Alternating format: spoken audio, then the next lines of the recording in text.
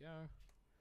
Okay, I'll just check. Just check that audio's coming through. I suppose you can't yet because it hasn't caught up. Give it 30 seconds. We'll just...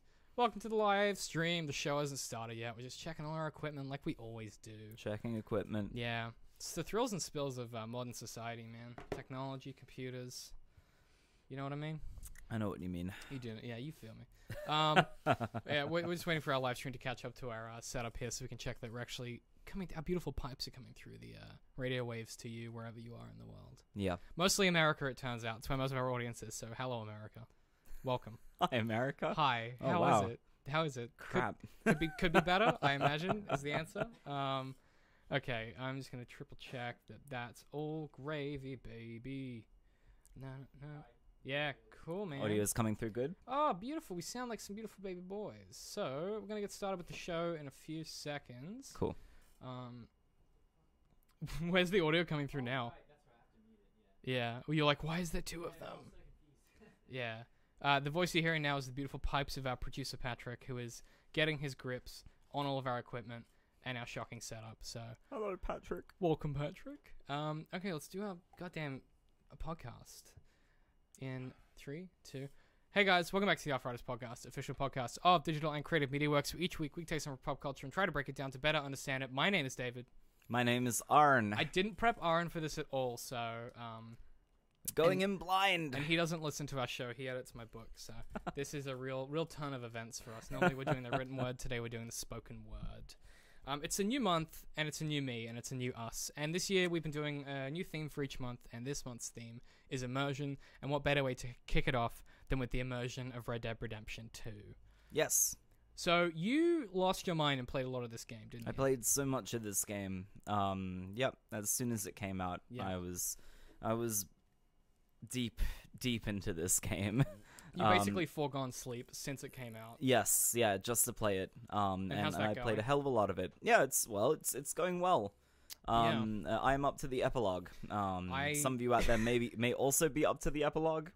I imagine a few people, but probably not a few all. people who have also foregone sleep to get to the epilogue. I'm at like 30%. I've been faffing. I've been mostly clothes shopping in the video game. I've been doing a lot of riding around the countryside, appreciating the atmosphere.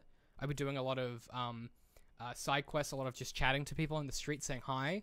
Yeah. Role-playing as Arthur, going to bars, getting too drunk and fighting people. So I've been having a real time of it. But before we get into the summary, just a quick cap off of what the game actually is. Red Dead Redemption 2 is a Western-themed first-person RPG it's a Western-themed first-person game, so as in developed in-party in-house. RPG developed and published by Rockstar Games as the prequel to the 2010 title of the same name, Red Dead Redemption, and it's the third game in the Red Dead series. Interesting that they went with prequel. No one really when they announced that, it was a really subtle, like, they were like, oh, it's prequel. Like, it wasn't like a feature of the game that it was a prequel. Yeah. I don't think many people were preoccupied with that. I don't think Rockstar was either. Even the game isn't, which is nice. Yeah, it is very nice. Yeah. Yeah, we'll kind of get into that a bit with John's character and stuff, but before we do any of the analysis, we have to get through the recap, so bear with as we recap.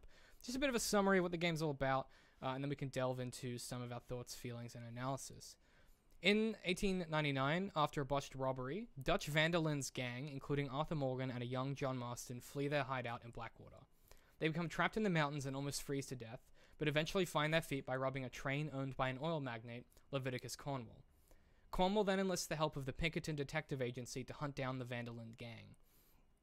You play as Arthur Morgan, Dutch's workhorse, and occupy a makes it sound like you're actually a horse. You're not a horse in You're the a game. man. You're more like an attack dog. Yeah, exactly. You occupy a kind of supervisory role, like second in command within the gang, taking point on most jobs that you take part in. As the story progresses, Arthur and John grow to resent and respect each other as the gang is continually forced to relocate on the lam from the Pinkertons and the law alike. Ultimately, Arthur realizes he must soon make a choice between what is right and the only family he's ever known. And boy, I'm up to the point where I'm starting to see that something's about to happen. And what we're going to try and do for this podcast is not spoil the story too much. We'll talk about maybe like the first 10 hours or so. I'm going to try and skirt around this story as much as possible. But a lot of my opinions are going to be said knowing what I know about the main story. Yeah, certainly. Yep. So where do you feel like starting? Because we have a few different areas that we can cover. I'm going to save my meta reading till the very end, as I always do. What do you want to? Do you want to talk? Let's talk about the main character. I think we should start with Arthur, right? Start with Arthur. He's this. I mean, he's like this kind of stoic cowboy. He's the very definition of like a stoic, as far as like the classic philosophers would imagine, right? He's the cowboy archetype. He doesn't really feel much. Everyone assumes he has a heart of gold, but does he actually? He never seems to have any emotions, and when he does, it's about like this old flame that's left. I think he gets a lot of rib in the game for being stupid. And he's a bit dense. I don't think he's as stupid as everyone makes him out to be. He's an outlaw. And he's not in touch with mainstream society, nor does he really have the verbosity to express himself as Dutch or Trelawney does. I would even argue that that's why he comes across as dull, because where he's surrounded, it's in contrast with everyone else. Where in the same way that John feels like this kind of, John feels like a closed mouth kind of sarcastic kid because of everyone else around him. Arthur feels dumb because everyone else is so flamboyant, and Dutch is so he's so extra. He is dude is the most extra. He's absolutely but Arthur, there's a hidden backstory with Arthur, and like the woman in his life. I don't know how, because this has been my first playthrough of the game. I don't know how various the playthroughs can be. Depending on your honor level. Probably not terribly story to story, but I imagine moment to moment it could be quite different.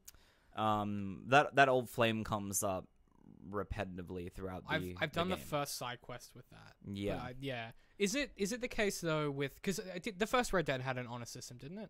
It does. Yeah. It had an honor system, which was like a good and evil kind of system, but then it had something else as well.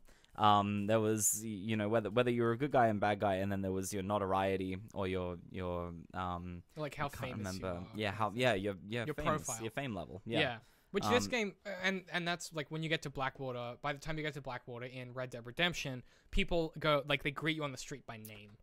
Yes, it's interesting. Yeah. And I haven't got to that point in this game where Arthur's a kind of famous outlaw or anything, but I've noticed that one of the things the game does really interestingly is, characters that you interact with in the real world kind of remember what you did. It's really it's one of those subtle things that's eerie and weird, and that you go, oh shit. I had an instance where I was riding through someone's property line to escape some they weren't bounty hunters, they were just regular raiders, regular thugs who tried to stop me, and I was trying to ride through, and they kind of came down from the hills and tried to beset me. And I was riding through someone else's property, and I stopped and whipped around on my horse and went bang bang. It did red eye, and I was bang bang bang bang bang.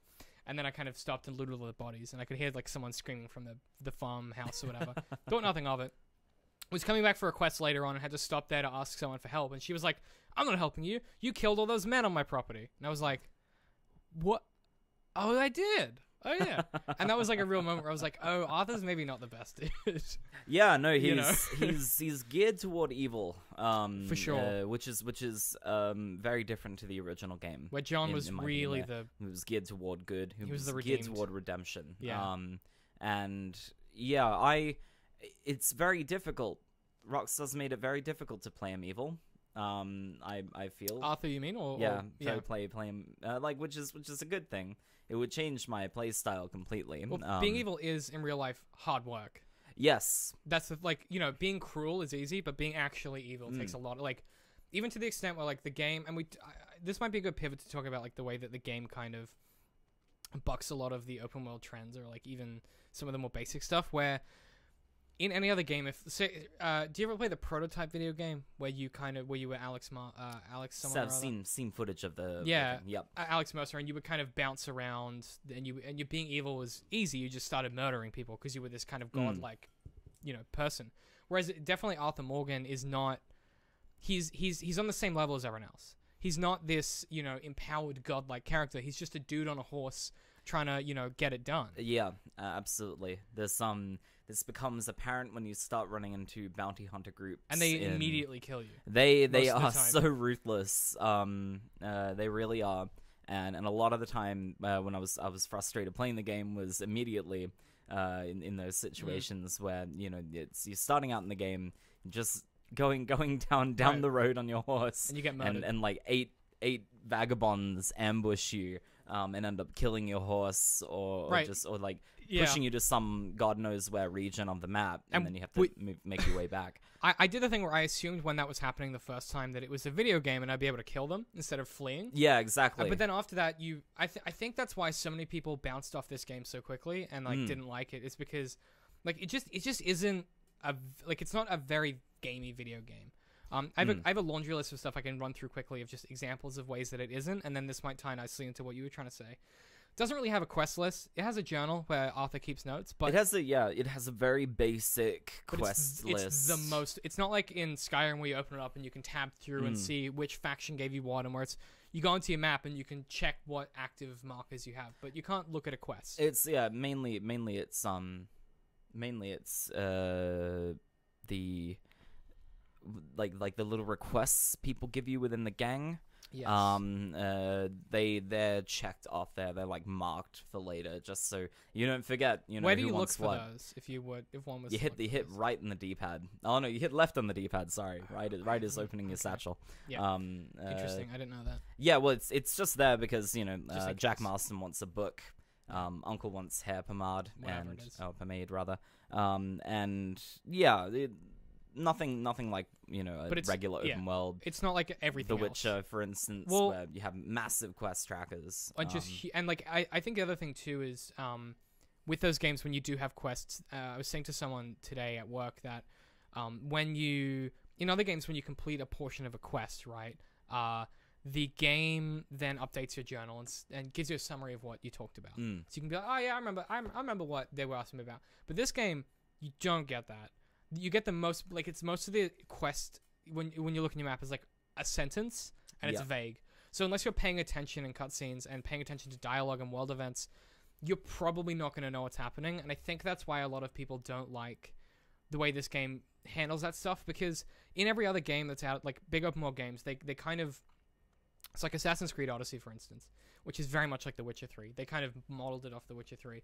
The whole game is the analogy that I've written down. It's like a comfortable sofa where everything is there for you. There's a drink holster. You got your beer and you kind of lean back and you're reclined.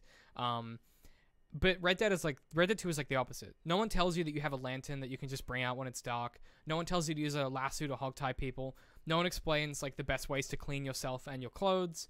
The game doesn't even have fucking loading screen tips, which every single video game has now.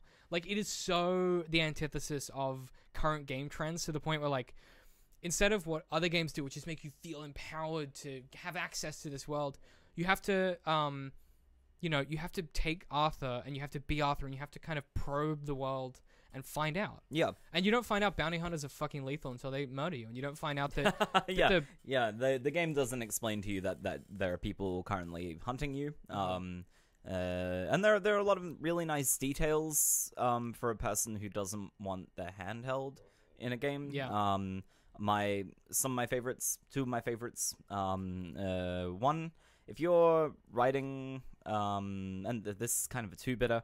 If you're riding next to a carriage, for instance, you can jump onto it. And that probably means that you just throw the person off. It's an upgraded hijacking of a vehicle, which is really circumstantial. I mean, most of the time you're going to prefer riding your own horse, but it's a nice detail that they've added. Or if you wanted to, when you find out that there's a fence that you can sell carriages to, I've utilized that a variety of times. Yeah. I did a solid night of just stealing carriages because I was like, I wonder how many I can sell this guy. How many can I sell this dude? And he got really pissed off. He's like, why are you back here? What are you doing? There's just so many carriages. I'm like, dog, I'm trying to make a bank. You know what I mean? I was trying to buy a nice coat, Aaron. Okay. The other thing that I really like comes from fishing. When you go fishing, and there's a fantastic quest where you, Hosea, and Dutch go fishing on the water. On it's the water, beautiful. yeah, and then they're just reminiscing about the good old times. It's like a solid half hour of just fishing. It is, I know. And they just talk to you. It's and delightful. Everyone speaks, and then it's up to you to finally end that mission. I didn't for ages. I didn't for ages either. I pretty much caught absolutely everything there was. It helps that the game is so good looking that on that water, even on because we're both playing on the original PlayStation 4s that we have. My goodness, the game is like that moment where you're on the lake, and I did it. Mine happened to be at sunset, just circumstantially. Yeah, same as me. And I went, wow, video games are pretty good. You know what I mean? I had that moment where I was like, this water is amazing. I was like, fuck, is that prettier than real life? It might be. You know what I mean? Yeah. But on that note, when you go fishing afterward, and when you go to jetties and you go to docks where you're close to the shoreline, generally speaking, there are little fish by the shoreline that are all programmed to have a knee-jerk reaction when there's a disturbance in the water, and they'll duck to one side. So if you as Arthur jump into the water next to those fish, they'll swim up onto shore and beach themselves. That's amazing. And you can actually make a lot of moolah doing that, because a lot of really expensive fish. That brings up an interesting point. Close to shoreline. Because that's a mechanic in Zelda, Breath of the Wild. Yes. And this game is mostly Breath of the Wild, but what if it was Red Dead 2? It does feel a little Breath of the Wild inspired. My argument, though, and this is not my analogy, I think it was Kotaku in their article about Red Dead 2, they described, like, they were talking about, like, the comparison between RDR2, GTA 5, The Witcher 3, and AC Odyssey, and these kind of games that kind of all are, like, open-world-y stuff or whatever. The difference is, like, this game is very custom. To the point where, like, its voice is so on point and on style that, like... And this was my thought here, was that when I went from the sludgy, gross streets of Valentine to, like, the windswept, kind of red, sanded, or, like, red... soiled roads, they felt like different places. Yep. Because the voice was so strong, and they felt like real, like, not just different places, but real places that in other games I'd be like, it's like I've been playing Assassin's Creed Odyssey, and I could not tell you the visual difference between most of the cities in that game, because they're all Grecian and they're kind of the same. Whereas this game, like, I know those two places are very different, and even the other location that you visit early in the game that isn't Valentine, that's name I can't recall. Strawberry. Strawberry is even really Emerald. different from that, because it's kind of on the side of a mountain range and there's a river running through it. It's probably my favorite town in the game. It's gorgeous. I really love that. Yeah. I really love it. Yes. And another character in the game really likes that town too, but I will say no more about that. But I think the flip side, though, is that the immersion requires you to be bought in from moment one. That's why I think so many people, like, so many of my friends disliked this game, which we'll get to in a minute, but the analogy that Kotaku used was this game is like custom furniture, where it's the opposite of like a flat pack IKEA unit. If Assassin's Creed Odyssey is flat pack IKEA, you order it online, it turns up to your door, it's got an Allen key in it, it's got the instructions, everything is like cling fill wrapped. You can put it together in like 10 minutes. And it works every time, right? It's frustrating because it's like gives you too much information sometimes. Like, what do I fucking do here? Yeah, it takes sometimes the bits aren't labeled correctly, so it takes you a while. But eventually you get there, and it's pretty straightforward, and it's pretty low maintenance, right? Red Dead Redemption 2 is like ordering a piece of bespoke furniture from someone you've never met before and trying to describe to them over the phone what you want from your furniture, and then when it turns up, trying to work out how they built it.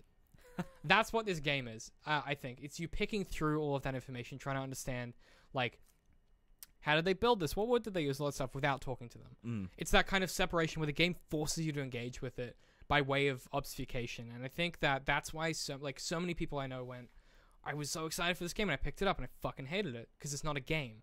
So they didn't hate they hated it because it was handhold. It wasn't handholdy. A lot of the complaints they had were like, the frustration you described with the bounty hunters. The first thing I did is I learned, right? Yeah. The only time I asked for help in this game was when I messaged you and I said, how do I get into this? How do I get to Blackwater? Yeah, and you went, fucking sneak in. You with have the to water. sneak in. Yeah, and I thought of that, but I was like, it's a game. They're not going to let me do that. But Red Dead, of course, does. Yeah. Right? So the minute that I realized that, I never had to ask another question because I went, well, what would you do in real life? You'd sneak in via water or you'd find a different route. Yeah. Right? So that was then how I approached the rest of the game. But it wasn't until you have that transition in your head. And I just wonder if, like, people don't. They, like, the it's just too much of a barrier to entry for that. Bounty hunters are like to dislike the game because of the bounty hunters. If there's anybody listening out there who dropped the game immediately, they are few and far between. When they do ambush you, it's horrendous. Especially if you're in a really great place for an ambush. One of the things I just stopped playing for half an hour because I had there's a beautiful black horse that you're given in the beginning of the game. It's optional. You can sell it or you can keep it. I kept mine, and that's the horse that I used the whole game up until in Lemoyne County when I was ambushed by 9 bounty hunters. One was on a fixed Maxim gun. What? Yeah, I know. Yeah, I didn't know that could be a thing. Yeah, dude. they move these little ambush sites everywhere. Like like it was like a physical ambush. Yeah, and there was a carriage there, which is the dead giveaway. And same as what you were saying. After the first time you ambush, you're like, well, I'm not going to stick around to fight these guys. I'm just going to run away. And when they do follow me, I'll pick them off one by one. Gun is right? Bad news. But a fixed machine gun at the end of a bridge coming out of Saint Denis, you're dead. Like and the thing that kind of turned me off a little bit from the game is the death system itself, because explain how that works for people that. Oh yes, if you've never died in this game yet. Wait, hang on. When the first time you died? Because the first time I died, I visibly I gasped because when it opens up and he's doing something that I like. But explain the issue with the geography, because so It spawns you in a random kind of location, doing something cowboy-like. Like you'll be leaning up against a tree, smoking a cigarette, or you'll be crouched by a campfire, leaning against the wall, smoking a cigarette, against the wall, smoking a cigarette, sitting by a campfire, smoking a cigarette, sitting on your horse, smoking a cigarette. It's a lot of cigarettes, gang. Yeah, smoking a cigarette and smoking another cigarette. That's fine. Being spawned in a random location is completely doable. When you have your horse, but some joker figured that horses have physical geography now. Well, not just that, because that happened to me too. But if you die and your horse is on the verge of death, then your horse dies as well, and so you're stuck in the middle of nowhere without a damn horse. You don't have a horse. And then obviously the counter argument would be just get a new horse. Well, I don't want to get a fucking new horse. Steal one. I don't want to steal a new one. I was given this beautiful black horse, and now it's dead. It's something you gotta get over pretty quickly. But it is a bit frustrating when you have a kind of plan to go back to a particular city and just start getting down into it, and you get spawned to a river out in the middle of nowhere. I think that's because it disrupts the rhythm and the flow of the game. Yeah. In a way that doesn't feel fun. How whenever that happens regularly, so as we were talking about with the bounty hunters, right? The lesson you learn from that ambush is when you're really wanted, don't ride into bottlenecks. That's what you learn from that. Yeah. Don't ride across bridges into bottlenecks because you might be ambushed. But with the horse thing, if you've died, you've already been punished, right? Because you lose money and you're somewhere else. Give me my horse, though. And and you can get temporary horses if your horse is so far away. If you whistle enough, the game is fine, just fucking have one. But it's never next to you. No. I just find that annoying. Yeah, but even if you do die and your horse is alive, it doesn't always spawn with you. No, it could be elsewhere. Which I get that they're trying to be don't die next time, dickhead. But at the same time, sometimes when you're really into a moment, this game gets you and I'll touch on this in my meta reading, but you get into this flow state where you're I am Arthur Morgan, and I am the Red Dead Redemption man. I'm a cowboy man. That's who I am now. My real life is no longer meaningful. I am nothing but a cattle rancher with a gun. That's who I am. I'm gonna bounty hunt. That's what I'm doing. And the game's nah, you're dead. Walk for 5 minutes. You're God, I'm so in the moment. It pulls you out of the flow. There weren't too many ungodly moments where that happened, because they do make it very nice for you to get to particular cities where there are stables, because there's a working train line, and there's the stagecoaches are back. The only times where I was really affected by that were when missions separated you from your horse entirely. They get pretty good at that. Later on when you're riding, there are still some. But there's some where they just go, you're in the middle of nowhere without your horse, and you're It's because the game made me do something else. Yeah. Which instead of being able to, like, during the mission, if there was an option to then say, oh, well, as we're going, just tie my horse to the back of this thing. Yeah. Because, like, I don't know why that's not a thing. In missions where there are wagons, they follow do you that. naturally. But if you have to mount a different horse, it's frustrating. Yeah. Then. And you can't hold the lasso the whole time because you're doing a quest. Or exactly. Yeah. The other thing that you written down that I thought was interesting was that horses are the most expensive and frustrating element of the game, which is what you're talking about. Yep. And because you spend 99% of your money paying off bounties from in-game quests. Yeah. The only way you can do business in a city is if you have no bounties. It's frustrating because it depends. A stagecoach driver won't take you if you have a bounty. I've never had a problem with it. I've never used a stagecoach. Well, the stagecoach is like the only thing in this game equivalent to fast travel. There is a fast travel system, but it takes it's forever the to dumbest fast travel system I haven't I've unlocked ever seen. I haven't unlocked it yet, but that's the next thing on my to-do list. In order because to I want to properly see how it works. Yeah, in order to properly fast travel anywhere, I don't think it's a major spoiler. You need to be at camp. Yes. If you're not at camp, you can't fast travel. You just use the stagecoach, like everyone else. Yep. Which makes sense because in real life you can't. Oh, what's up? Ben's in the chat. Hey, man. Our boy Ben's here. Hi, Ben. Ben's got a bit of a flu this week and he hasn't played Red Dead 2, so Aaron's subbing in. Ben hasn't played Red Dead 2?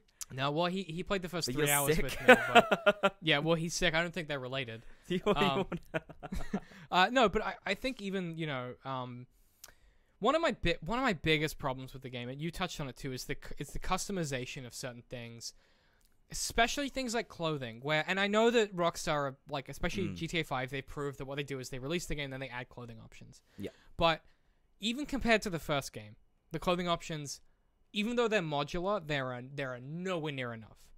Like what I kept expecting was each town I got to would have a new set of clothing that I could buy. Because that's what GTA always does. You go to a different shop. Didn't happen. It's all the same clothes. It does kind of develop. Oh, does it? Okay. Like the more cities you visit, especially when you get to Saint Denis, which is the Blackwater of Red Dead Redemption 2, because Blackwater is otherwise inaccessible. My kind of issue with it was that it had a very same feeling. In the original Red Dead Redemption, I mean, not Red Dead Revolver, the first game of the series. Yeah. In Red Dead Redemption, there were, I think, like eight outfits. 13. 13? Why do I know that off the top of my head? That's incredible. But there were a few. There were a few outfits. Well, they were all very different. They were all very different. Yes. With the exception of something they did really nicely was they were about 4 of them were variations on John's regular outfit, which is like his kind of cattle rancher jeans and his vest thing. Yeah. About 4 of them were variations, but one of them was like a poncho, one of them was a duster coat, one of them was a without the vest, and it was a different kind of jacket. Like it was kind of like 4 of them were like variations, and the rest of them were totally different. There were different gangster outfits. Different gangster outfit of that. You had a hunting outfit. You had gambling outfits. Gamblers' clothes. Yeah. If you had the ultimate master outfit, which was the best, which was just black, like outlaw clothing. Yeah, you look like Lee Van Cleef. I was so fucking horny for that. Yeah, God, that's a cool outfit. It is. And there are similar outfits. You can do it in this game. But in this game. But what I was looking for was, when you play GTA 5, there's a moment where you go, oh, I can dress like anything. Like you have a moment where you're like, oh, and this I was expecting to be like, I could dress like any cowboy I want to be. But it's really, at the moment, it felt quite limiting. And I haven't got to the rest of the different clothing. I've still got the default like options that you start the game with. But even like the gun stuff, like you can customize the metal and the engravings and the rifling and stuff. But it doesn't change the way that anything works significantly enough that I felt like I should customize new guns. Yeah. Because the minute that they were like, you can dual wield, I was like, 2 pistols, baby. And that's mostly what I use. Exactly. So I have a Schofield and a double action that I pimped out. But at no point did I add the barreling and go, or the rifling and be like, that changed the game. There's a noticeable difference with the way I aim in this game. It does the same. I don't know. It doesn't. It is very samey in that respect. I like the gun customization a lot better. Did you find the guns themselves feel adequately different, like the different categories and stuff? Like the rifles and the pistols and the... So one thing, and I don't know. It's been a while since my last playthrough of the original Red Dead Redemption. One thing I noticed in terms of gameplay with pistols and guns, more rifles and repeaters than anything. When you fire a shot first, and then you have to double tap to reload the gun. Do you mean in the original game? In the original game, you're not doing that. Like you as like when you fire, there's a delay as you reload, and then you fire again. Yep. In this game, every time you scope in to aim at someone, R2 in our case with PS4s fires, and then R2 then is used to reload the gun. That wasn't the case in the original. It would automatically do it. So the frustrating thing is when you have an escort or you have like a guardian angel kind of in a watchtower kind of situation where you have a scoped rifle and you've lined up a shot and suddenly you realize you've forgotten to reload your gun, and then that like the AI in this game I think is stellar in comparison to the last game. 99% of the point. Like the 1% when it goes wrong, you go, it's a video game. Yeah, exactly. Then in this case, because the AI is constantly moving, and they're very reactive to the situation that's going on. When you shoot a guy in the chest, you can see it happening. Yeah, but also the other enemies see that happening as well. And they react to it. That to me is what sets this apart from the other games that I played recently. It's like The Witcher 3 is the only other game I played where it felt really realistic in that way, where unless there is someone controlling, I've talked about this in the previous post show before, but there's a moment in The Witcher 3 that I have which will stay with me forever in my until I die probably, which was I came upon this like giant gnarled tree. It was like a huge tree that had been like, shaved down to like just its trunk. And there was no branches or anything. And it had been turned into like this kind of makeshift living space. And it was kind of people were living in the tree and stuff. But all around the tree for like a good kilometer was just like this ankle deep water, right? And I'm riding my horse up, and it's just like I just saw it in the distance, and I was like, "What a weird place." So I ride my horse up, and I kind of approach it, and this guy from the top yells down at me, and he hollers down, and he's like, "Yeah, you can't be here. This is our fucking land. Get off our fucking property, or whatever he says." And I'm like, "No, fuck off. I'm Geralt, fucking Rivia." And what happens is people start pouring out of this tree, like it's a tree full of raiders, right? Yeah. And they pour out and they surround me, and it's like 100 dudes. Like it's an area that the game, like I was looking on the wiki and they're like 90 plus, right? And I'm playing on New Game Nightmare March, New Game Plus or whatever. And it's midnight and the moon is up and the moon is this it makes the kind of water into this silver platter, the silver cloth, and I'm butchering dudes and the water is slowly turning red as I kill these dudes, and by the time I finish, and I'm like mentally drained because I've been concentrating for like a good 30 minutes trying to kill these dudes. And they're all dead. And it's just this ocean of bodies, and the water has gone from silver to red. And I was like, that is a moment in a game. Whatever that is, that was something that I felt that I truly experienced. In this game, Red Dead Redemption 2 has a bunch of those. It is chock full of that kind of shit. Absolutely. That is so hard to do. Yeah. Before we get into my meta reading, because it is directly related to that, was there anything else you wanted to cover before we kind of move into why I think that feeling occurs? Very, very sparingly talk about Dutch. Yes, well, here's the kind of story's very important. Yeah, well, it's a story about Dutch's gang. Yeah. We should talk about John as well before we move on. Yeah. Well, both those characters. Let's touch on Dutch quickly, and then John potentially more later. And just like very generally on the gang as well. So Dutch is like kind of an idealist of the group. Yeah. He's the man with the plan, and he's also the man that kind of believes in this mythical land called the West.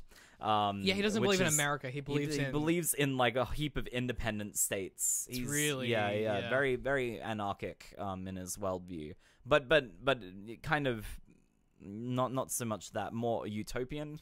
I felt he feels to modulate between. I think my issue with Dutch's ideology, like as I'm judging him when you play it through, is like he is this idealist, right?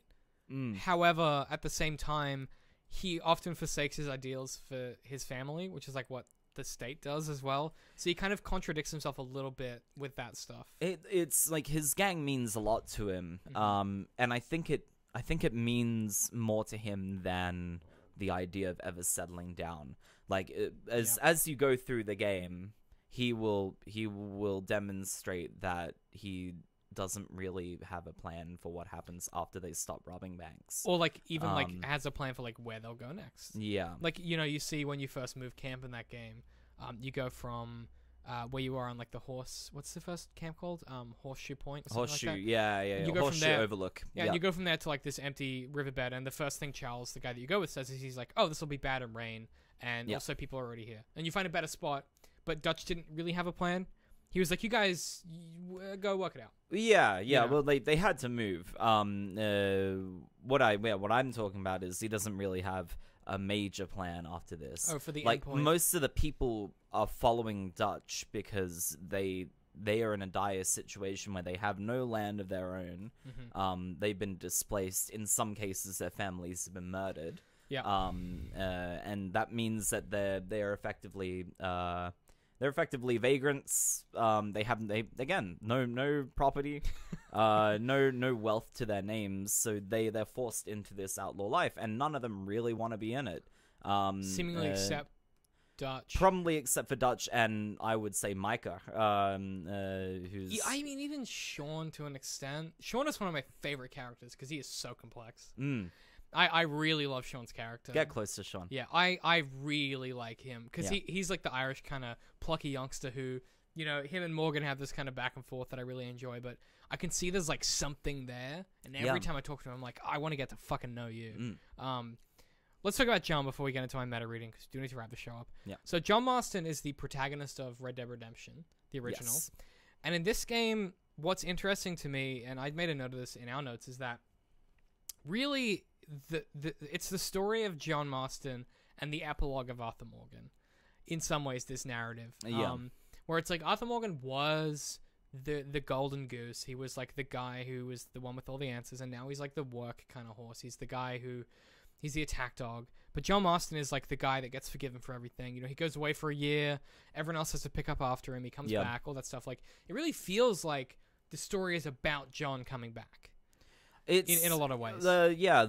This Arthur is demonstrably affected by John's disappearance. And he pretends that it's about if anyone else did it, they wouldn't be forgiven. But I think he was like personally hurt by that. Yeah, I think so. But Arthur is like loyal. That's why I compare him to a dog. There are some questionable things that occur toward the end of the game, and one thing that I never really understood about the end of the game is why Arthur didn't leave the gang. And it's because he's cursed. He's cursed to be loyal to Dutch. Right. And yeah, it's a shame. John isn't though, and I think Arthur likes that John isn't bound by that. It's not so much that he's angry or upset, it's that he resents maybe that John was able to leave for a year. Yes. You know, whereas Arthur is not capable of that. For whatever reason, I don't want to spoil it because I haven't got to that point yet. It's a kind of a mystical reason, because a lot of people in Arthur's life kind of question the fact why he's still there. Right, you know, doesn't make a lot of sense. Like the young woman that he was seeing desperately wanted him to get out of the outlaw life, but he wouldn't. And as to whether that's because he's loyal to Dutch, loyal to the gang, or for other reasons, maybe because he can't do anything else. Right. Well, yeah. I mean, you even see that with there's that great quest toward the start of the game where it's just before you leave Valentine, where John and Arthur they steal some sheep from some farmers, and Arthur teaches John how to like be a ranch hand. Specifically, he says now's not the time for you to learn how to ranch. And the irony of that is like later on, that's what John's going to do with his life. But yeah, I like there are a lot of little funny nods. digs. Yeah. Arthur kind of jokes about him standing a bit too close to water at the second camp. Yep. And John says, "Shut the hell up." And great. I love that because It's obviously little in the first game cues. you couldn't swim. Yeah. And then, Arthur, who makes fun of John repeatedly for that in the story. It's great. So let's get through my meta reading because we are running quickly out of time. So I want to talk about Zizek and immersion, and I'll do a kind of quick overview and then explain why this game, I think, on like a meta level works really well. So Zizek he was a philosopher that expanded on Lacan's idea of the real. So to kind of summarize Lacan's, and without getting like too like in depth into like philosophy and stuff, but Lacan's idea of the real, Lacan's idea of the real was the real is like an absolute thing that is exclusive of like symbolism and meaning and language. The real is something that exists outside of any influence you have on it. It is absolute. And Zizek kind of expanded on this in a lot of ways, where he talked about imaginary. He talked about like the imaginary real, and the game utilizes the imaginary real with like, because there's so many systems that you can't see. What ends up happening is, and to give you a quick definition of the imaginary real before we then get into like how this game does it well. Quick definition: the imaginary real is an unfathomable something that permeates things as a trace of the sublime. This form of the real becomes perceptible in things like the full Monty.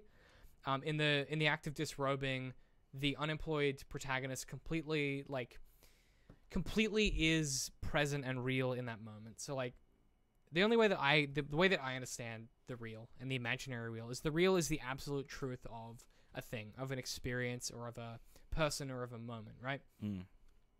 And in the Full Monty, for instance, when he has that moment of like voluntary degradation where he's naked, he doesn't have a job, he doesn't have anything, there is something else that isn't controlled by language or meaning or anything that is visible to the viewer, where they like, when you watch that film, and if you haven't like experienced the Full Monty, you should watch it. Like something happens in your brain where you touch the sublime for a brief moment, because there is nothing else but that vulnerability.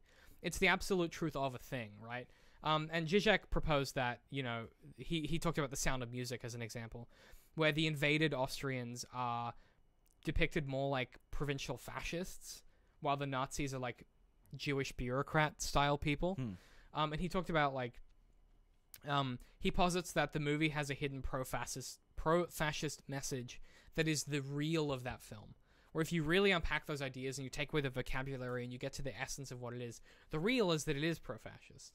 And so in the context of Red Dead 2, Zizek's imaginary real is made itself felt during the moments when you stop making gameplay decisions and you start acting as Arthur and experiencing as Arthur, right? And there are a handful of sections where the seamless cut, it helps, like the God of War style cut thing that they have where it like seamlessly translates.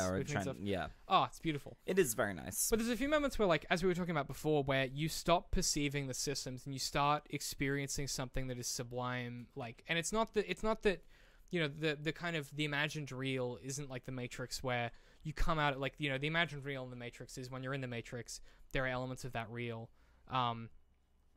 that like you can kind of deal with and you can understand. But in truth, like in the film The Matrix, what ends up happening is you know when Neo comes out of the Matrix, right? He's leaving the imagined real and he's accessing the real, which is like this, the shitty reality that he lives in. This game does the opposite, where it proposes like you're playing a video game. Chill out, dog. Don't worry about it, right? But really, the real that happens is like the real of the game is not the imagined real, which is like, oh, you're in the simulation. This feels like real. Like it feels like real life. You feel like you are Arthur Morgan. Yeah. For brief moments and seconds and stuff like that. We talked about the bounties where like you learn something and you go through. But it's the other moments, like when it's little shit where I was walking into roads for the second time and like the wind was blowing and the red dust was coming up. And I don't run in this game if I can't help it. I tend to walk everywhere just because it makes it feel more realistic. And I was walking and someone was like, they said something to me and I responded to them. And then like someone got like thrown out a bar bar door or whatever. Yeah. And then like someone else was arguing and I walked up and I helped resolve it. But it wasn't like a gameplay decision. It just was like instinct. Yeah. And that instinct is what Zizek would propose as like the imagined real. It's like gameplay and video games can simulate that kind of it's not even a pretend version of reality, but like when you're playing it, the experience is real to you, right? Yeah. When you're playing Red Dead 2 and you're like, I'm staying up till 3 a.m. or whatever. Absolutely, yeah. It feels real when you're in it. The stories that come out of it, yeah. It's nice to be able to fulfill that cowboy fantasy, I think. Yeah. But it's not roam around. It's not an empowerment fantasy. No, it's you're doing everything that you would do as a cowboy. Right. You know, if you want to go rustle cattle, you can go do that. You can absolutely do that. And you want to go chase sheep, want to go break horses, want to steal carriages, you know, stick up stores, go fish, go hunt a bear. Hunting, dude. I haven't even brought myself to kill that first bear because it was terrifying. Oh man, it's some of the fights I've seen are amazing, and then if you play it like a methodical bastard, you know, and you get up on the rocks around there and you snipe the bear. You actually put the fear of God into it, and it runs away. That was a power fantasy. That's pretty good. It was really fun. Yeah. And then other hunts are just as fraught with danger. I recently finished hunting a wolf, and I was stalking it for miles. Like, you know, the original clue is like, yeah, you've managed to find the area, find the clue, and then you end up walking in some god awful direction for miles. And I got to a place kind of like Yosemite Park, where Yellowstone, not Yosemite, Yellowstone Park, with all the huge kind of flumes of water, and the wolf was circling one of these as it like shot into the air. And I remember I shot it with one arrow and embedded it, you know, into the side of its shoulder, and it kept fucking running at me. And I had to finish it off with my knife. It's those like those epic like you know, like split-second decisions where you have to put your bow down and then get this knife out as it jumps at you and it starts like ripping your clothes apart. I think that perfectly summarizes why it's like but you don't go, I need to make a gameplay decision. You're like, I have to decide something. Yeah, you know? It's and there are a lot of things in there that keep that in check, that provide that realism. It's honestly one of my which is it is a very good game. Later on, it's interesting. If we can do a retrospective of this, I would love to do a part 2 when I finish it. And after you know, most people have done with the game. We'll revisit, yeah. I have a lot of opinions that are hiding under the surface here that I can't really share because it would destroy. Yeah, we'll do a lot of the experience. Spoiler cast at some point. That might be a good place to wrap up. Yes, we do a segment each week where we talk about stuff that we've been watching or listening to or whatever. But you've just been playing this game, so we probably can skip it. I've been doing other things. Well, what can you recommend to people to check out, if anything? Boy, I think like on the topic of cowboys, if we want to do cowboys, go check out Blood Meridian. If viewers of this podcast haven't already, by Cormac McCarthy. A lot of Cormac McCarthy's work is a lot like Red Dead Redemption. I think there was a lot of influence. A lot of influence drawn from his works. Tonally. Put into these games. And I watched a film. Bad Times at the El Royale. Go see that. We talked about that last time we hung out. It's an interesting one. It's an interesting film. Very nice aesthetic, but a kind of cautionary tale in hiring Chris Hemsworth to do anything other than play Thor. Yeah. And also trying to write like Tarantino when you aren't like Tarantino. I mean, everyone's trying to do that these days, so we're being honest. I'm trying to think of what I've even been checking out. I mean, I've been playing Red Dead 2. I'm nearly finished Daredevil Season 3. It's a bit plotting, but I'm getting there. Patrick wonders what you thought of the soundtrack for the El Royale. What did I think of the soundtrack? I didn't mind the soundtrack. One of the characters in the film is a singer. There's a lot of Isley Brothers. Oh, okay. No, it's and I can get behind that. There's a fantastic scene actually in the film where the singer is doing like an a cappella performance, and every so often she claps her hands. But in the meantime, one of the main characters is under a bed chiseling to the sound of her claps, so that the people on the other side of the window can't hear. That's some Edgar Wright shit. Yeah. It was a really tense moment in a film that desperately needed more tense moments in it. Love it. Love it. This is normally the part of the show where Ben plugs all of our stuff for us. You can just find us everywhere at DCMworks, or if you just want to go centrally, DCM.works is the place to go. Otherwise, if you were looking to get behind-the-scenes content, if you didn't catch this live and you want to see the post-show, you can go to patreon.com/DCMworks and support us there. Alternatively, you can buy my book, Maynard Trigg, at maynardtrigg.com, that Aaron edited and is suffering currently with me. About to suffer through the second book for that one as well. maynardtrigg.com. And if you want to buy the ebook, you can get 15% off using coupon code AFAPOD at checkout, which is nice. Yes, you can check that out. I'm really proud of the book, and I'm really excited for more people to read it. So if you do want to check that out, you can do that. It's going to be an audiobook sooner rather than later. Just waiting to hear back from some other things for that one. Feel like that's it. It's on Amazon, but if you just want to buy it directly, maynardtrigg.com. Otherwise, if you wanted to follow us individually, I'm at DCM I Hate Pie. I'm at Aaron_Arisvari. Good luck. Good luck. It's in the show notes anyway. And we will see you guys next week.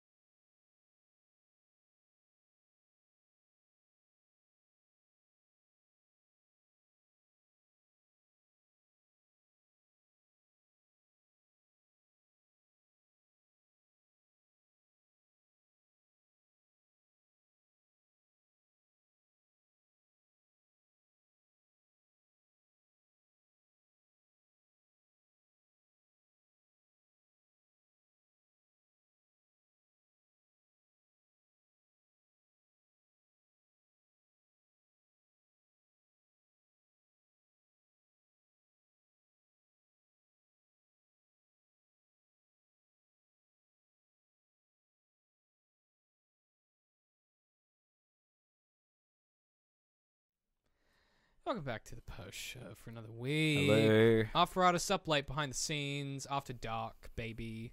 Other words that mean the same thing. That's where I don't have to give a shit because only y'all are seeing this, so we can say whatever we want. Is this a Patreon only? It's Patreon, or if they're watching it live, they can see it. Yeah. Ah, good. Yeah. So hello, live people, and Ben is currently typing out his thoughts on Doctor Who. So Benjamin Hill, our regular co-host, and my very good friend, is currently giving me his thoughts on Doctor Who. So I'll read those out in a minute when he's finished typing. I can see him fervently attacking his keyboard right now. Have you been catching the new season of Doctor Who? I need to. I actually thought that Stephen Moffat was immortal, and that's why. I thought he also I thought he was going to be in the show until further notice. Well, but he left apparently. Well, is he gone or he's gone, and the damage he's left, we're slowly recovering from. Yeah, but he's out completely. Yeah, I'm really happy that that's not the case, which is why I'm gonna pick this new season up as soon as I am capable of doing so. Where can we catch this? It's on ABC iView. Cool. Yeah. Awesome. Yeah, it's I thoroughly enjoy it. I think Jodie Whittaker's great. But like it's very like it's very underwritten, which is nice. It's not overwritten. Like you know, Moffat's episodes were always these kind of showboaty. Like the Doctor's the most important character. Yep. The companions are the most important again. Oh, cool. But there's 3 of them, so sometimes the focus of the episodes can suffer a bit. Okay. Yeah. Where like, as you know, as a writer and an editor, one of the biggest issues they have is each episode they're introducing a new planet, new characters, right? We need to reset the focus. I don't know, like, if Patrick, if you stand in front of the camera and just with your hand, I don't know if is it just not. Welcome to the live production. Let me try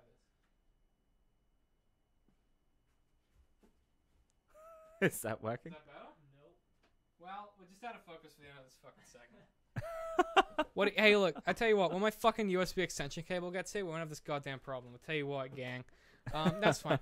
Apologies in advance, but it's our beautiful pipes you're here for, not our faces. Yeah, this is much much better. Yeah. See the impression. We should always be out of focus, because then people can't judge the way we look. Exactly. No, it's the new Doctor Who is very much like it reminds me a lot of Tennant's era, where it's bouncy, it's fun, but it's got like this kind of serious, dark, kind of like. It's not dark in the way that Moffat's writing was dark, where it was like the Doctor's a really tortured soul. It's like it's got an undertone of grimness that isn't overstated. Like in the first episode, the first alien, you know, one of the central mysteries of that episode is like, when he kills someone, why is he taking one tooth from them? That's just a thing he's doing. And when you meet him, he's got like their race like puts teeth in their face to display their kills. And it's just grim and dark and weird. Yeah. But it's not like Moffat where he's like, and then they put the teeth in their face and it makes them more powerful. It's just like, no. It's just dark. It's fine. Like, it's grim, but it's not gross. I realized that I hadn't heard a Dalek speak for something like 5 years the other day. And were you happy about that? And as soon as I did, it was playing pinball of all things. It's an amazing Doctor Who pinball machine in the shopping mall near where we are. My center up on the 3rd level. Jesus. and it was that pinball machine was fantastic, mind you, but the hearing Daleks speak really after so long I got nostalgia pangs going. Because I went, oh man, those were the days where Stephen Moffat wasn't in control. Yeah, back when the show was good. I'm gonna read Ben's thoughts quickly on that episode. Excuse me. That was a man burp. So that was really tapped into my blokey self. I should put on some flip flops and a wife beater with the Patreon subscription. Yeah, I don't have to even pretend anymore. This isn't intellectual at all. The previous segment was. This is not. So Ben says, I thought it was a solid episode. Continuation of the companions actually being interesting and useful. Don't know what their plan was with putting all the spiders in the panic room and just leaving them there. It didn't make sense, yeah. But I'm glad we're past the standard new Doctor Who intro episodes of, hey, I'm going to get you home and we're done. Oh, you want to come with me? Sure, why not? That's never a bad idea. Yeah, I'm glad that we're into the point where they're like, yeah, we'll travel with you. Though they really didn't evoke any of the same sentiments from the previous Doctors, where the Doctor is visibly debating whether they fuck up some more companions just so they're not lonely. Yeah. Like, Jodie Whittaker's Doctor is like, yeah, you just come along, whatever. Whereas the previous Doctors always had that moral debate of like, shall I Am ruin I this person's revealing life? too much about the universe? How do how they're gonna die eventually? Is it selfish of me? Like that was Matt Smith's big thing. Yeah. And even like David Tennant's to an extent. Yeah, I agree. I think that like this episode for sure was a big step in the right direction where it's the first one where it's episode 4, I think. And they really are like, this is the show moving forward. It's modular, it's episodic. Everyone's going to change each episode and have to face something. That's the show I'm making. It's not Stephen Moffat's Doctor Who. It's something else. Okay. And that just made me like breathe a sigh of relief as it happened. You know what I mean? Yeah, I highly recommend getting into it if you haven't. Yeah, no, I'm absolutely. It's on iView for free, so get involved. Yeah, why not? Why not? Well, because you got to finish Red Dead 2. That too. Yes, yeah. I wanted to cap off this post show with just us telling each other stories about Red Dead 2 and experiences we had in it, because we couldn't really justify that as analysis, but I wanted to do it desperately, and we do it anyway. I was talking about like some of the weirdest moments I've had in that game were like from those weird like sublime transition moments where you like are doing something. I messaged you, I think, this one where I was doing something. I was rushing to somewhere for some reason. I think, I know what it was. It had started raining, like it was a storm in the game. And I was like, I need to get to shelter. Not because the game punishes you for being out in the rain, but because I'm like, Arthur would want to get to shelter. Yeah. Right? So I'm like rushing. I'm like really whipping my horse. And I just fucking stack it into a rock. Like I just, like the rain is whipping everywhere and I'm not looking. And it's like thunder. And I just stack it into a rock and I go fucking tumbling ass over tit. And I kind of roll up and Arthur gets up. And as I'm getting up, someone like steps out from behind a tree and is like, Arthur Morgan. And I'm like, what the fuck? Oh shit. And then like I'm like in the middle of a side quest where this woman's like, I know who you are, and I'm gonna, and then suddenly like I'm like helping her fucking Romeo Juliet, like I'm like, it's not the Romeo Juliet, but something else. Like I'm like helping some guy I'm helping her steal from her husband's new wife's house, like something like that. Like it naturally transitioned into like this seamless moment, and I was like, what other game would that happen? Like it just, I guess I happened to stack my horse right next to the person, or it's like a trigger where if you're not doing an activity, it appears or whatever.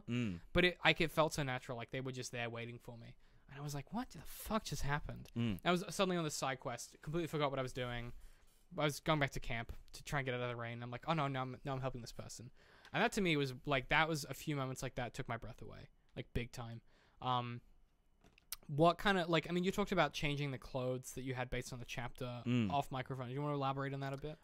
Yeah, well, chapter to chapter, I like changed clothes sparsely. You know what, about Red Dead Redemption, the original one for me was never about changing outfits. I think as soon as I got the poncho, that's what I played the whole game through with.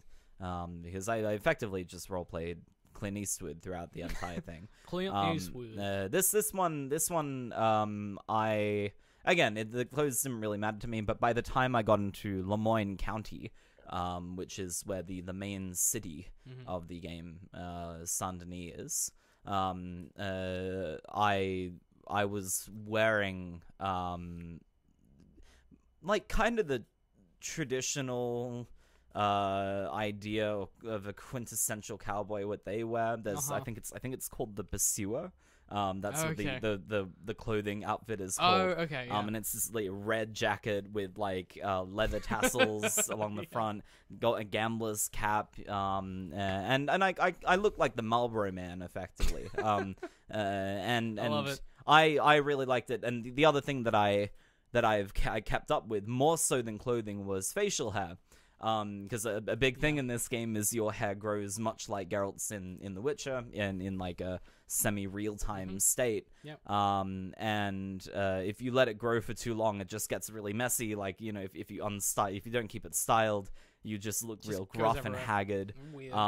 People get upset with you when you go into their establishment. Yeah. People look at you like they know, they kind of have an idea straight away of who you are. You're a mountain man. What are you doing? Yeah, you know, like you're a damn hick. And like first chapter of the game, I was clean shaven. Then the second chapter came along, and I started styling a mustache. And then the third chapter came. I had my sideburns going. And these massive mutton chops, and up until the middle of the game, where there's a proper turning point. Yeah. There's a real big turning point. It's seismic in how much of a turning point is. Scared to get to that. And then I just let myself go because, as you say, you do what Arthur Morgan would do, which is let yourself which go. is just like everything else doesn't matter. You don't care. You don't care. Yeah. Story from Red Dead 2. Yeah. The first time I rolled into Saint Denis, there was a bounty up for grabs. The only other bounty that I had by that point was the one kind of forced on you in Valentine. So I picked this one up in my own volition, and there's a fort out in Lemoyne County, which is full of Confederate soldiers who haven't kind of accepted the fact that the North won the war. And they've been stockpiling weapons, and they've been getting new recruits. And the bounty was for the capture, alive or dead, dead or alive, of this gang leader, effectively. And so I moseyed on out into this fort. Left my horse a safe distance away because that's what Arthur Morgan would do. Also, that horse. I spent a building lot a of bomb goddamn time with that I horse. want to do that drift. Hold that square yeah, button. exactly. Anytime I get on my horse in this game, right before I mount it, I give it a piece of food. I give it a pat. I groom it. Yeah. And then I get on the horse. These horses are my lifeblood, man. Yeah, absolutely. And yeah, it's really touching because you gain an emotional bond to that creature. So weird. And the ability to name them has changed my life. Yes, yeah. I have a horse called Blue right now, and if Blue dies, I swear to fucking God, that controller's going out the fucking window. That horse I've poured my life and money into. It can happen at I bought him any a time. nice saddle. I got him I got him a nice rug that he's got on his back, so he's a bit more comfortable. Whenever I can, I put like a leather on his back so that he's like not too like in the sun or whatever. Yeah. I brush him every time. I feed him. You know what I mean? Like, it's nice. I waltzed into this fort, and like kind of going the stealthy approach at first, looking for any other entrance in than the main entrance, but it was sealed off. The only way in was through the main gate, and so I walked in brazenly. And there's always the option to confront the bounty at first. So you hold circle to confront, and you confront the person, whatever his name was. And he came out and he started doing this fantastic monologue about the Confederacy and, like the soldiers. And I stood there listening to it because by that point, the story side of my brain had taken over. And I just wanted to hear hear his monologue. What this cult leader was effectively saying. And then they assembled a Maxim gun. You're like, I've got to go. And I was like, oh shit. And hiding behind cover. And so you've got this person like firing, rounds of a large caliber at me, completely splintering the cover that I was hiding behind. Again, another thing I really like about this game is the destructible cover system.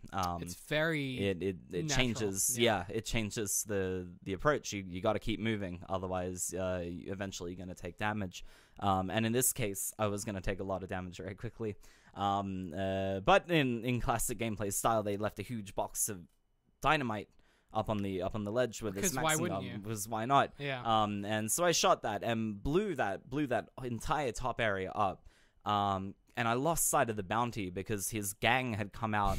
And I was mowing them down. Yeah. This entire time. This is a third chapter, so I'm wearing effectively an undershirt and my jeans, just like a Rambo dude, yeah, like, soaked in blood and mud. I've got this huge like growth of facial hair on, minus the chin strip because I rock that mutton chop look in the cowboy universe. Very Wolverine. Yeah.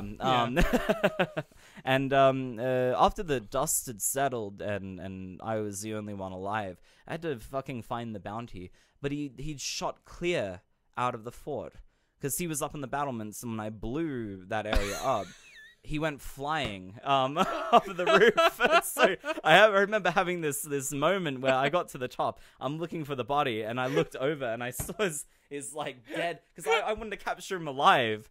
But I didn't realize just how close he was to the crossfire. He's turning around, just his body on a roof. He went. you know, and it just like it was landed a heap away. So That's I went, amazing. got back on my horse and rode, you know, around the dead body a couple times before getting off and Just to sewing check. him on. Yeah. Yeah, there's that's and funny. the great thing about it is, you know, I'd only captured alive bounties before that, and you place them in the jail cell Yes. because they're That's alive. what I've done. Yeah. Whereas if you take them back to jail, the chief of police says there's a wagon out back just Oh, back in it. God. So you go out the back of the establishment. Just You got this dead body in your back, and you just put it in the corpse wagon. Jesus, that's amazing.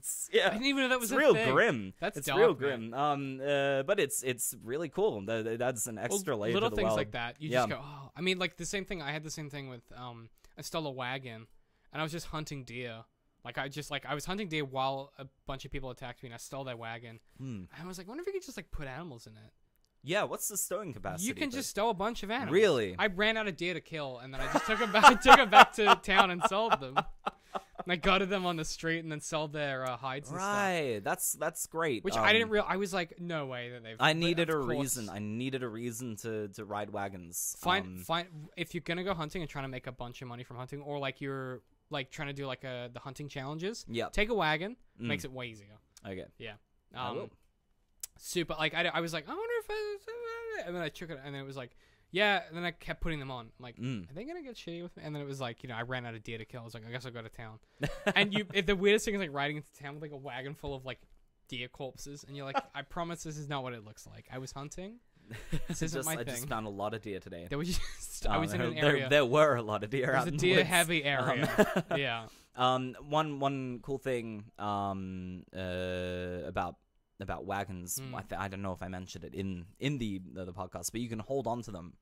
What? You can so like if you manage to run up to a wagon, Oh, yeah. you can hold on to them as other you're characters driving. do that. Yeah. Yeah. And unfortunately, most of the people that you do it with are strangers, right? Like they shoot you. So they get really worried. And I remember, just because I figured, you know, this is such a huge game, they'll probably program something like that in there. And I was holding onto a wagon as it was coming into town. I'd lost my horse. This is the reason I was doing this, and I saw a wagon rolling. That's a smart way. That's a smart way to get back. Yeah. And as I got on, the guy stopped the wagon and went, Shit. get off my wagon. I went, hey now, you know, I just want to lift. Hey now, friend. There's no like, can I get a lift button? You know, because that's what I needed. And when I didn't get off, immediately, he hightailed it and ran. Oh, he ran away. And then I was like, oh my god. Oh, that's fucking funny. But I got a wagon after that, which was really That's good. a free wagon. Yeah, it's a free wagon. Oh, shit, that's funny. You don't accrue bounty for it either. You just Well, it's so weird. Like you you know, spooked a guy. That's all. yeah, like there's no law against scaring somebody away from their wagon It's not a and then crime, taking the alright. wagon. Yeah. Oh, fuck, that's funny. Oh god. The same thing happens if you jump onto wagons as well. Some you can't hold onto the sides with, but if you climb up onto the back of a wagon with a back seat and you hide in the Some luggage, people don't notice. people will keep driving until they know you're in the back of the wagon, Like, and "Did you get out?" then they'll freak out and they'll get really worried. That's funny. I love that. Yeah. That's it is amazing. such a What deep game. Yeah, I just cannot wait to play more of it. Yeah, Like, yeah. That's all I'm thinking about right now. We do have to end the post show because we've run out of time. But Damn. yeah, we could talk about. Well, I mean, I think we'll do a part 2 when I finished it, Yes. and we'll touch base again and see what we think once we both played through and really got. Yeah, I through got the everything, whole yeah. meat of it. Exactly. We don't really have a way that we end these shows, but thanks for listening or watching. If you're a Patreon, Ben said he's going to look at the webcam focus next week, so I apologize for that. It's a software issue apparently. Yeah, thanks for tuning in. Thanks for watching this live. If you do, we always appreciate it. And yeah, if you're a Patreon watching this afterwards, you keep the lights on, so we appreciate that too. Otherwise, we'll see you guys for next week's post show next week. Bye. Bye.